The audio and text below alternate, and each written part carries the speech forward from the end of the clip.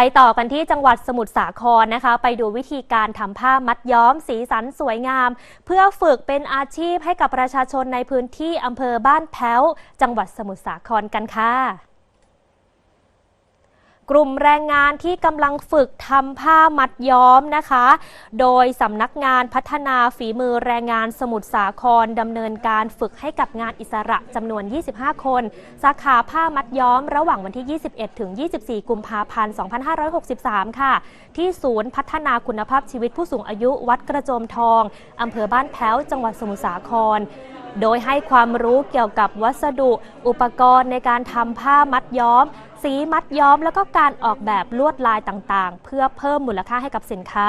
เรียนรู้ทั้งทฤษฎีและฝึกปฏิบัติการมัดย้อมลวดลายต่างๆพร้อมแนะนำการสร้างสรรค์ลวดลายผ้าในรูปแบบต่างๆอีกด้วยนะคะในการฝึกอาชีพครั้งนี้ค่ะนางสาวอนุสรีทัพสุวรรณนะคะโฆษกคณะกรรมการแรงงานสภาผู้แทนราษฎรพร้อมคณะได้ลงพื้นที่เยี่ยมชมด้วยแล้วก็รับฟังปัญหาของแรงงานที่ต้องการให้ภาครัฐช่วยเหลือนะคะรวมถึงการต้องการด้านอาชีพโดยให้คำเสนอแนะนะคะในการพัฒนาหลักสูตรการฝึกและการต่อยอดผลิตภัณฑ์และหาช่องทางด้านการตลาดคือสิ่งสำคัญเลยนะคะเพื่อส่งเสริมให้สามารถประกอบอาชีพเพื่อมีรายได้เสริมต่อไปได้ค่ะอันนี้เป็นโครงการนะคะฝึกอบรมอาชีพเกี่ยวกับเรื่องสาขาการทำผ้ามัดย้อมกับกลุ่มแรงงานเป้าหมายก็คือแรงงานนอกระบบซึ่งตรงนี้เนี่ยเป็นกลุ่มที่เราให้ความสำคัญเพราะว่าเขาก็ต้องมีรายได้ด้วยเป็นของตัวเองแล้วก็มีอาชีพเสริมด้วยเพราะว่าไม่ได้มีนายจ้างนะคะในพื้นที่ของอำเภอบ้านแพ้วเนี่ยส่วนใหญ่ก็จะเป็นทำการเกษตรกรรมแต่เกษตรกรรมเนี่ยบางทีบางฤดูกาลเนี่ยเกิดทำไม่ได้นะคะเพราะว่า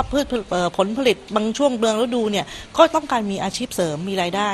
การทำผ้ามัดย้อมเนี่ยก็เป็นการฝึกอาชีพหนึ่งเพราะว่าเรียนง่ายไม่ยากใช้เวลาไม่นานหลักสูตรเพียงแค่30ชั่วโมงก็ทำได้แล้วแล้วก็รวมทั้งผู้สูงอายุด้วยก็สามารถที่จะมาฝึกทักษะด้านนี้ให้มีรายได้แล้วก็เลี้ยงดูลูกหลานเลี้ยงดูตนเองตามที่เราจะเข้าสู่สังคมผู้สูงอายุด้วยค่ะนางสาวอนุสรียังเปิดเผยอีกว่าการฝึกอบรมว่านะคะแรงงานอิสระของประเทศไทยปี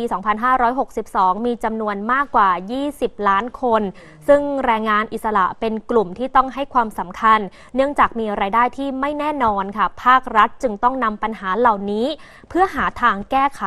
การเพิ่มทักษะความรู้ความสามารถด้านอาชีพจึงเป็นอีกโครงการหนึ่งนะคะที่จะช่วยเหลือแล้วก็ส่งเสริมการมีงานทำของแรงงานกลุ่มนี้ได้เป็นอย่างดีค่ะ